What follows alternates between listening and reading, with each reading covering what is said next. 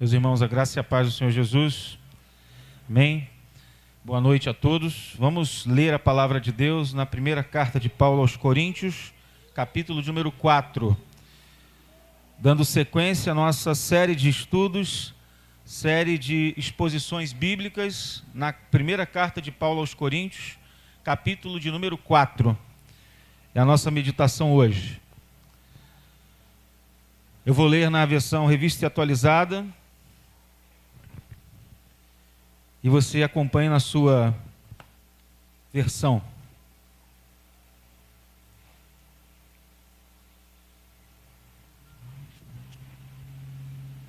Todos encontraram? Digam amém. E tem gente procurando, né? Tem que esperar um pouquinho. Todos encontraram? Amém? Amém? Assim, pois, importa que os homens nos considerem como ministros de Cristo e dispenseiros dos mistérios de Deus. Ora, além disso, o que se requer dos dispenseiros é que cada um deles seja encontrado fiel.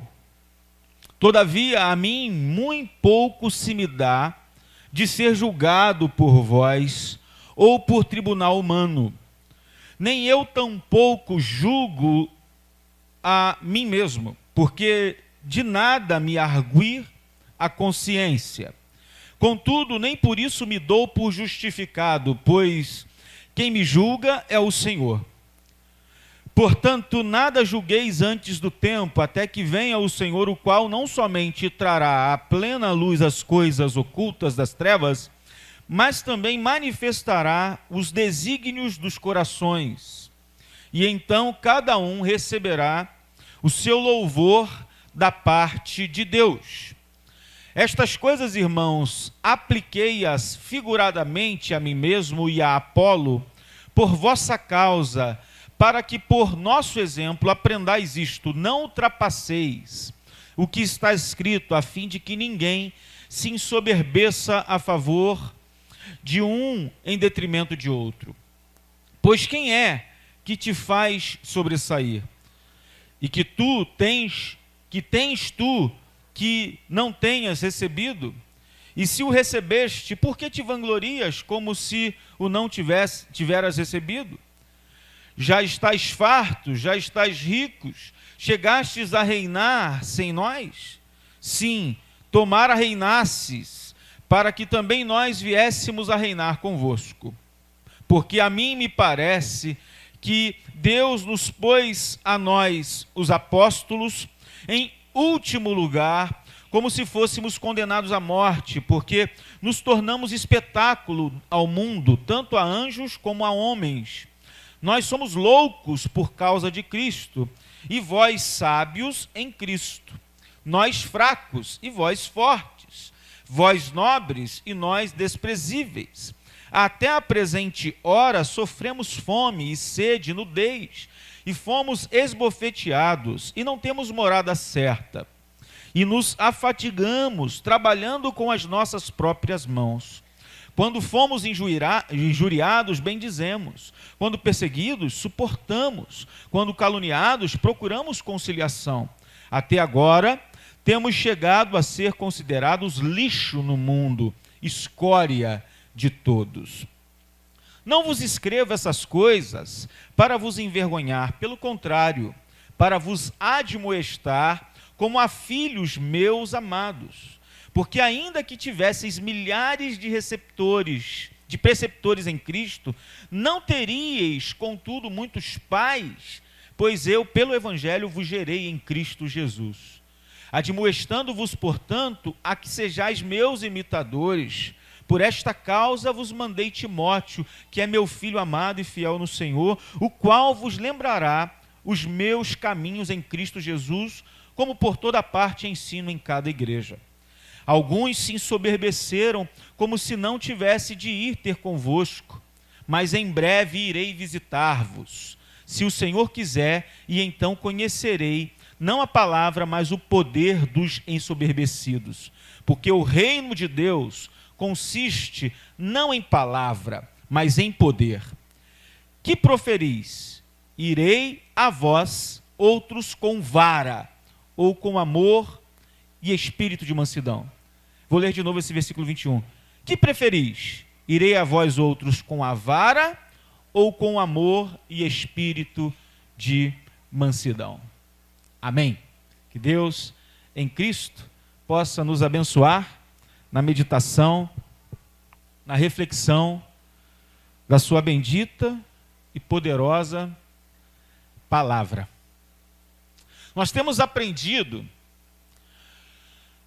ao longo de todo esse estudo, que o livro ou a carta de Paulo aos Coríntios, a primeira carta, ela fala sobre a verdadeira maturidade na vida espiritual de uma igreja, que se desenvolve em relacionamentos de amor, sob o poder libertador da graça unificadora de Cristo.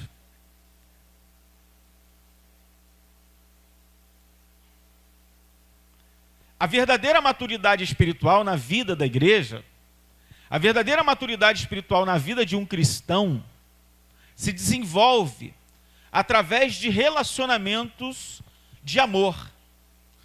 E esses relacionamentos de amor, eles se desenvolvem, por sua vez, debaixo do poder libertador da graça unificadora de Cristo. E quanto a essa passagem propriamente dita, que está inserida dentro de um bloco de versículos o bloco vai do capítulo 3, versículo 5, até o capítulo 4, versículo 21, nós aprendemos também que o problema das divisões na igreja vem de uma concepção errônea que as pessoas têm acerca do ministério cristão. A gente tem aprendido sobre isso. Essa mensagem de hoje já é a terceira mensagem baseada nessa seção, nesse bloco de versículos que trata sobre as divisões no seio de uma comunidade cristã. E a gente aprende nesse texto que as divisões se tornam uma realidade por causa de uma concepção errada, equivocada do ministério cristão. Agora a gente chega nessa passagem específica do capítulo 4. Vamos pensar um pouco a respeito do que Paulo trata aqui. E a gente aprende que Paulo vai falar aqui sobre a igreja e seus líderes, sobre a liderança da igreja, e ele toma com base a sua própria relação com a igreja de Corinto. Bem, deve ter tido um grupo de líderes considerável na igreja de Corinto. E esse grupo de líderes, essa liderança, fora convertida por intermédio do próprio ministério do apóstolo Paulo entre eles. E esses homens, talvez mulheres, se tornaram influentes e também inchados com conceito a respeito de si mesmos e da própria importância deles na comunidade de fé. E agora, vocês vão ver esse grupo de líderes manifestando uma síndrome, que é a síndrome de donos de igreja. Síndrome de donos de igreja. Tinham se tornado altivos, autoritários, jactanciosos na sua atitude para com Paulo, para com Apolo. E eles já não mais se submetiam à liderança que havia sido estabelecida por Deus naquela igreja. E por causa desse problema, Paulo teve de escrever essa parte da epístola a eles e reivindicar seu apostolado diante deles e a liderança do próprio Apolo e do próprio Timóteo também. Então vejam os irmãos que Paulo tem por objetivo aqui exortar, admoestar e exortar os crentes de Corinto por conta da insubordinação que eles tinham em relação à liderança cristã estabelecida por Deus ali. Além disso, o apóstolo dos gentios admoesta os líderes da igreja quanto a não ensinar mais do que está escrito na palavra de Deus, a fim de que não se tornem arrogantes, nem se esqueçam de que quem lhes deu sabedoria espiritual para pregar e ensinar foi o próprio Deus, e isso não vem da cabeça do homem. Paulo também os aconselha a seguir o exemplo dele próprio como um pai espiritual em Cristo, como o apóstolo colocara diante deles no seu modo de ensinar, na sua conduta e em todos os aspectos de sua vida em Cristo Jesus. Então Paulo chama os coríntios, por sua vez, aí por último, a imitá-lo no seu modo de agir em relação à palavra de Deus e também na sua maneira de viver diante do Senhor. Então, duas coisas nós podemos destacar aqui com base nessa passagem bíblica sobre a igreja e seus líderes. Nós não vamos nos alongar muito nessa mensagem de hoje, né, porque nós teremos a nossa Assembleia de Membros logo depois. Então, eu vou me resumir a fazer breves comentários. Vou ler a passagem numa outra versão e fazer breves comentários e aplicação à vida dos irmãos a partir desses dois pontos principais, porque duas coisas nós podemos destacar aqui com base nessa passagem bíblica sobre a igreja e sua liderança. Dividimos a passagem do versículo 1 até o versículo de número 21 em duas partes. A estrutura, então, será dividida em duas partes. A primeira é esta. Primeira coisa que a gente aprende aqui e destaca aqui. Os coríntios deveriam deixar de julgar secularmente os servos de Deus separados para a liderança espiritual da igreja. Ou seja, Paulo chama a atenção dos crentes de Corinto para que eles parassem de julgar secularmente, ou seja, no aspecto humano, de modo humano, julgar os servos de Deus separados para a liderança espiritual da igreja. E isso a gente vai encontrar nos versículos 1 ao 8, que eu passo a ler para os irmãos numa outra versão, que é a versão parafraseada do Eugene Peterson, que é a Bíblia Mensagem. Diz assim, ouçam bem, bastante atenção. Se você quiser acompanhar na sua leitura aí, pode ser, versículo 1 ao 8. Olha o que o Eugene Peterson diz aqui. Não pensem que nós, líderes, somos o que não somos. Servos de Cristo, não senhores dele. Não somos guardiões. Nossa responsabilidade é conduzi-los aos mais sublimes segredos de Deus. Os requisitos exigidos de nós são confiabilidade e conhecimento preciso. Pouco importa o que vocês pensem ou digam a meu respeito. Eu não me avalio. Nesse caso, os rótulos são irrelevantes. Desconheço algo que me desqualifique na minha tarefa para com vocês. Mas isso não quer dizer muita coisa. O Senhor é quem faz este julgamento. Assim, não corram na frente do Senhor, tirando conclusões com base em julgamentos pessoais, antes de analisar tudo. Quando ele vier, trará a público segredos que ninguém imagina. Motivações interiores, propósitos e orações. Só então ouviremos o muito bem de Deus.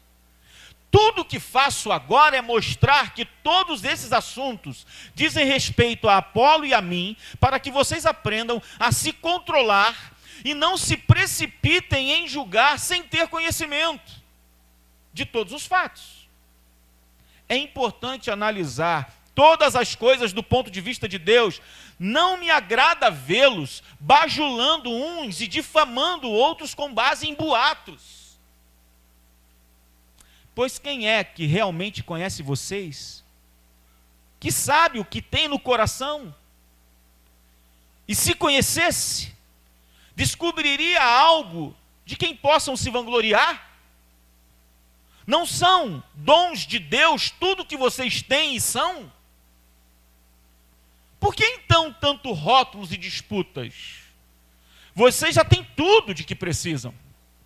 Têm mais acesso a Deus do que podem imaginar. Deixando de lado Apolo e a mim, vocês estão no topo do mundo, pelo menos no mundo de Deus. E nós estamos lá com vocês. Amados, eu poderia gastar um bom tempo com vocês aqui, analisando cada parte desse trecho que eu acabei de ler. Cada particularidade dessa passagem. Muita coisa eu encontro aqui. Muita coisa, mas eu vou me resumir algumas só. A primeira coisa é dizer o seguinte: irmãos, está expressamente descrito aqui, explicitamente descrito aqui, que é pecado julgar os servos de Deus que servem na liderança com base numa avaliação meramente humana, porque somente o juízo de Deus é perfeito e definitivo. O texto é claro em mostrar que nós não podemos julgar com parâmetros humanos a nossa liderança. Não temos autorização de Deus para isso. Não temos. Os líderes, eles devem ser altamente estimados como ministros de Cristo e administradores das verdades eternas reveladas por Deus, irmãos. Nós não sabemos valorizar os nossos líderes, nós não sabemos fazer isso. A gente só dá valor quando a gente perde. Nós não sabemos valorizar a nossa liderança. Líderes colocados por Deus numa determinada área da igreja, seja para pastorear, seja para liderar um ministério, um departamento, seja o que for, são pessoas que Deus escolheu, que Deus separou, e que com a anuência da igreja são colocados, são postos em posições de liderança para abençoar, como ministros de Cristo e administradores das verdades do Evangelho, aquilo que Deus tem para a nossa vida e para a vida da igreja, em particular e coletivamente. Então nós temos, irmãos, que valorizar, não julgar, mas valorizar. Observe os irmãos, a quantidade de coisa que Paulo fala aqui. Uma delas, por exemplo, ele diz o seguinte: os requisitos que Deus exige de um pastor, de uma liderança, de um obreiro, é o seguinte: confiabilidade e conhecimento preciso. Se o líder é confiável, se o líder é fiel, se o líder é honesto, e se ele é um homem conhecedor da palavra de Deus, eu não tenho por que julgá-lo. Se ele tem uma vida irrepreensível, e se ele é conhecedor da palavra de Deus, não tenho por que julgá-lo. E aí ele diz uma coisa interessante aqui: pouco importa o que vocês pensam ou digam a meu respeito. Pouco importa. Isso é tão importante, irmãos, porque olha só, tem um monte de liderança. Eu quero parar e só pensar com os irmãos essa questão aqui. Tem um monte de liderança, tem um monte de pastor, um monte de líder, que vive uma tensão terrível, preocupado com o que as pessoas estão pensando a respeito dele ou dela. E eles não conseguem viver em paz, sabe?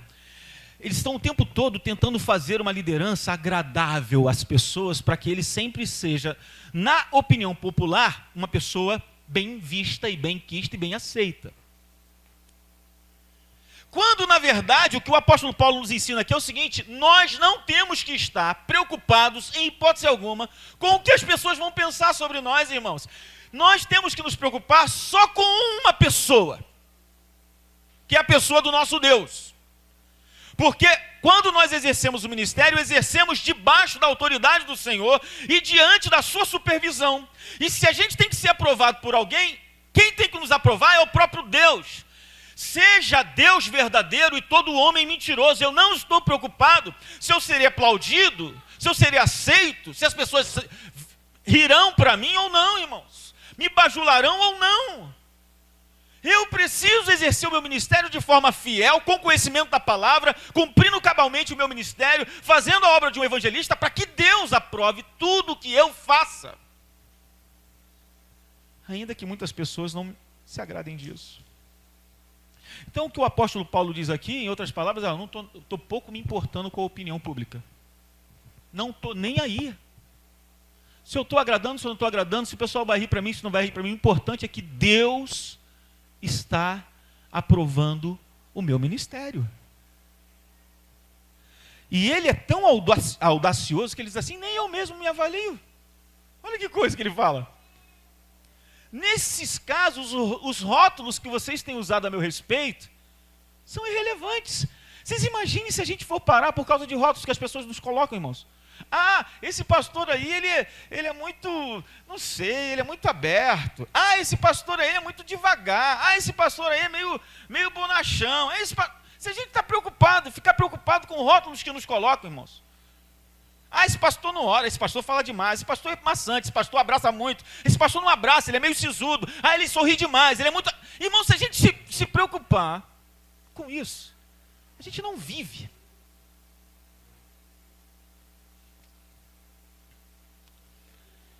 Uma coisa a gente tem que viver, como ministro, dizendo isso aqui que Paulo, isso aqui não é fácil.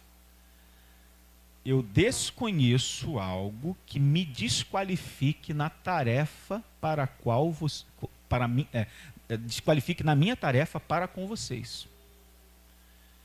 Se houver qualquer coisa que me desqualifique, ok. Não há. Então eu estou passando pelo critério, pelo escrutínio do julgamento do próprio Deus. Eu preciso entender que quem me julga é o próprio Senhor. Amém, irmãos? Bem, resumindo, o supremo dever de um ministro é ser fiel a Deus. Os ministros devem ser julgados a esse respeito somente por Deus e não por ser um humano qualquer.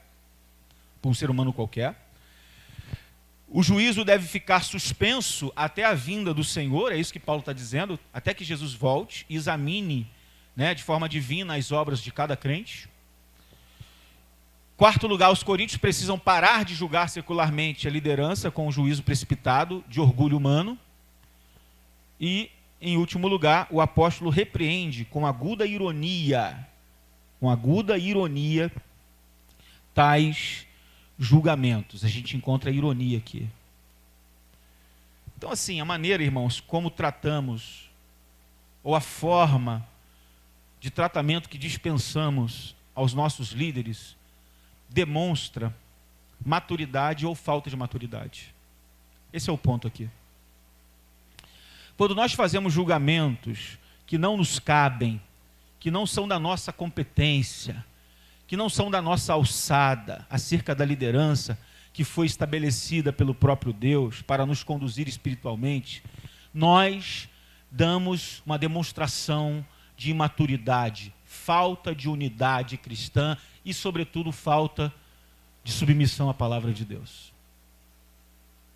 E essa atitude tão comum nas nossas comunidades de hoje, quando algumas pessoas parecem possuir ou assumir prerrogativas de emitir juízos de valor a respeito de qualquer pessoa, indiscriminadamente. A gente tem visto hoje, irmãos, que as pessoas têm uma facilidade muito grande de julgar as outras pessoas. Então, numa época onde todo mundo acha que pode sair falando mal dos outros, principalmente da liderança, muitas vezes de forma precipitada, muitas vezes de forma infundada, sem saber o contexto como um todo. Numa época assim, a gente precisa se voltar para essa palavra que nos diz que isso é condenável. Isso não é bíblico. Isso não é aprovado por Deus. E eu não estou falando isso aqui porque eu estou numa posição privilegiada de pastor e posso falar isso para você. Não, irmãos, eu estou falando de uma maneira geral. Nem eu mesmo posso julgar as outras pessoas. Eu sou como vocês. Embora exerça o papel de liderança aqui nessa igreja. Então toda e qualquer atitude dessa precisa ser repudiada, precisa ser condenada. E aí eu quero trazer uma palavra diretiva para vocês. Se você ouvir alguém falar alguma coisa acerca de alguma liderança da igreja, repreenda no nome santo do Senhor Jesus. Não aceite, repudie, condene, repreenda, exorte, admoeste. Você tem autoridade para isso, pela palavra de Deus, faça isso. Como o apóstolo Paulo, diga, cite a palavra de Deus, diga assim, a palavra de Deus diz que nós não podemos julgar. Cita a passagem de 1 Coríntios 4. Nós não podemos tolerar isso no seio da igreja, sabe por quê, irmãos? Isso é semente de Satanás para atrapalhar a unidade da igreja. Esse é pentecostal, irmãos. Amados, existem sementes do céu e existem sementes do inferno. A gente aprende isso, inclusive, no Casados para Sempre. Sementes do bornal de Satanás, do inimigo, do inferno, das trevas, e semente do bornal de Deus, nos céus, celestial, dos anjos. Discórdia, julgamentos, sabe, calúnias, palavras malditas, infundadas, precipitadas, não são de Deus. E nós precisamos repreender isso para que a gente tenha uma igreja madura e saudável e que a gente possa também servir de exemplo para outras pessoas. As divisões alicerçadas em preferências pessoais revelam a imaturidade dos coríntios em relação aos ministros que eles diziam seguir. E nós precisamos aprender com os erros dos crentes de Corinto, para a gente não cair na mesma artimanha. Amém, meus irmãos? Segundo lugar, nós vamos do versículo 9 ao 21. Essa passagem, ela nos fala a respeito da santa dedicação de um ministro de Cristo. Essa passagem nos fala da santa dedicação do apóstolo Paulo ao ministério, de Apolo ao ministério, de Timóteo ao ministério, de todos os obreiros, ministros do Senhor ao ministério. E eu acho essa passagem extraordinária. Porque ela revela coisas que só o ministro sabe. Porque ele passa no esconderijo. A igreja não sabe. A igreja não tem noção. E Paulo fala aqui, para mostrar para os crentes de Corinto, como é fácil, para não dizer o contrário, ser um ministro fiel. Como que é fácil? Por isso que a gente costuma dizer para algumas pessoas assim, olha, se Deus não te chamou, não se atreva a entrar nesse negócio. Porque só os que são vocacionados sabem. Porque, irmãos, ser pastor, ser ministro do evangelho é coisa para quem é, de fato, macho. Quem aguenta o tranco. Quem não aguenta, pede para sair. Pede para sair. Porque só os que aguentam o tranco vão até o final. Está aqui. Ouçam comigo. Eu vou ler na versão da Bíblia Mensagem. Eu estou chegando no final. Talvez eu não tenha nem tempo muito de explicar. Mas eu preciso ler. O que vejo é que nós, que temos a mensagem, fomos colocados por Deus num palco. Mas ninguém quer comprar o ingresso. Ninguém quer comprar. Somos como um acidente na rua, com o qual o mundo olha quando passa. Acidente na rua. O pessoal passa, todo mundo quer olhar, mas ninguém quer estar lá naquela situação. É um palco que ninguém quer comprar o ingresso. Somos os desajustados do Messias. Vocês podem estar seguros, mas nós vivemos em meio a fragilidade e incertezas. Vocês podem estar bem considerados pelos outros, mas nós somos maltratados muitas vezes. Na maior parte do tempo não temos o suficiente para comer, usamos roupas remendadas, portas nos são fechadas na cara e aceitamos os piores empregos para ganhar a vida, sempre com muito esforço. Quando nos ofendem, dizemos, Deus o abençoe. Quando espalham fofocas sobre nós, reagimos com uma boa palavra. Somos tratados como lixo, como restos de comida. E a situação não vai melhorar. Não estou escrevendo para brigar, nem para criar algum desconforto em vocês. Escrevo como um pai. Meus filhos, amo vocês e quero que vocês sejam adultos, não crianças mimadas. Há muita gente que não vê a hora de apontar o dedo para o que vocês têm feito de errado, mas não há muitos pais dispostos a investir tempo e esforço para ajudá-los a crescer. Isso é papel do pastor, gente. Enquanto ele está sendo apontado, ele é aquele que, como um pai, quer investir tempo, recurso, para ajudar e ver as pessoas crescerem, mesmo aquelas que querem mal dele. Os irmãos já pararam para entender essa loucura?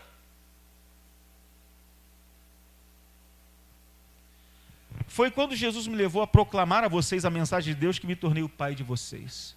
Não estou pedindo que façam o que eu mesmo já não esteja fazendo.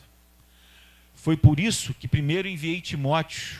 Ele também é meu filho querido e fiel ao Senhor. Ele irá refrescar a memória de vocês quanto às instruções que passo regularmente às igrejas no caminho de Cristo. Sei que alguns de vocês são tão cheios de vocês mesmos que nunca ouvem ninguém, muito menos a mim. Mas estarei aí, se Deus quiser, mais cedo do que vocês pensam. E então verei se tudo o que falam não passam de papo furado. Pois o caminho de Deus não é mera conversa, é vida cheia de poder. Então, como devo me preparar para esse encontro? Como quem disciplina com severidade, que os obriga a cumprir seu dever? Ou como um bom amigo conselheiro? Vocês é que decidem. Eu acho essa passagem extraordinária, irmãos. Porque Paulo, ele abre a sua vida e diz assim: vocês estão me julgando, mas vocês não têm nem noção do que significa ser pastor. Vocês não têm a mínima ideia do que isso significa. A mínima ideia. Agora, eu vou enviar Timóteo, ele fala assim, vou enviar Timóteo para ir na minha frente, para refrescar a memória de vocês, para ver se vocês melhoram. Agora, se vocês não melhorarem, eu dou duas opções. Eu vou ler aqui na revista atualizada, que eu gostei mais dessa daqui, dessa parte aqui. Olha as duas opções. Que preferis? Irei a vós outros com vara? Ou com amor e espírito de mansidão? Vocês decidem. Vocês que decidem. Como é que eu vou exercer o meu ministério entre vocês? Com vara? Ou com espírito de mansidão? O pastor, irmãos, por vezes ele age como um pai, e ele é um pai, mas ele não pode deixar de entender que ele também é um profeta. E o profeta, não no sentido bíblico da palavra, de escrever profecias que serão canonizadas, mas o profeta no sentido de ser fiel às Escrituras, de tal modo que ele chegue a exortar, a corrigir e a trazer de volta aquele povo insubordinado para a presença de Deus. Nem que para isso ele tenha que usar a vara. Usar a vara. O bom pastor é aquele que pega a ovelha insubordinada, e eu falei isso no domingo agora, quando eu estava pregando, lá em Niterói, São Gonçalo. Ele é aquele que pega a ovelha insubordinada, que está o tempo todo trazendo para perto, e está trazendo para perto. Fica aqui, e a ovelha está saindo, e a ovelha está indo para a lama, e a ovelha está se misturando com os carrapichas, e a ovelha está indo para a ribanceira, e a ovelha está indo para o lugar de perigo, onde tem os lobos, onde tem tudo, onde tem o penhasco, e ele está ensinando, ele está trazendo, e usa o cajado, que é a parte côncava daquele instrumento que ele tem nas mãos. Puxa, olha, você tem que ficar perto, fica aqui com as outras, e ela não consegue, ela pula a cerca, ela vai embora, e tem uma hora que ele perde a paciência, gente. Tem uma hora que o pastor perde a paciência. Eu li isso num texto do livro Pregação Bíblica do Haddon Robson, que ele diz o seguinte: há uma historinha de que o pastor, quando ele é um bom pastor, ele pega a parte reta do instrumento que ele tem nas mãos, que é a vara, e ele pega a ovelha rebelde e insubmissa e quebra a pata da ovelha. Pá! Dá só uma paulada, bem dada. E a ovelha começa a chorar. Mais ou menos assim, não, do outro jeito, né? Imagine o choro da ovelha. E ele deixa ali por alguns instantes, para ela sentir como é que é. Depois ele pega ela no colo e carrega para o aprisco. E aquela ovelha rebelde, agora não vai poder mais sair para comer, sair para beber água, não vai poder andar mais como as outras, mas é porque foi rebelde. Aí o pastor é aquele que tem que trazer a água, tem que trazer a comida, tem que cuidar, tudo para que a ovelha entenda que próximo do seu pastor é o melhor lugar do mundo. Imitem a mim. Faço o que eu faço. Olhe para a minha vida.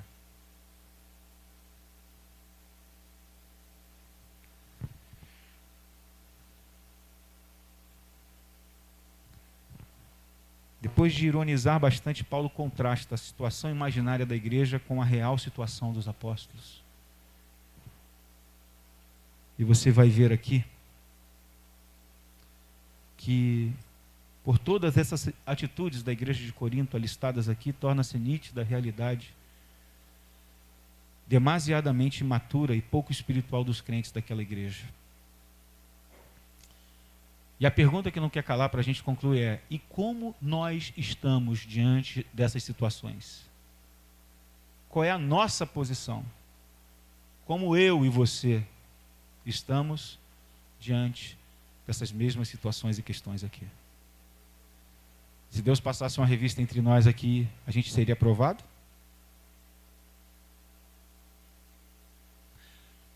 Nós temos emprestado a nossa boca para o inimigo, muitas vezes, para falar contra a nossa liderança, a quem não é de direito, de forma infundada.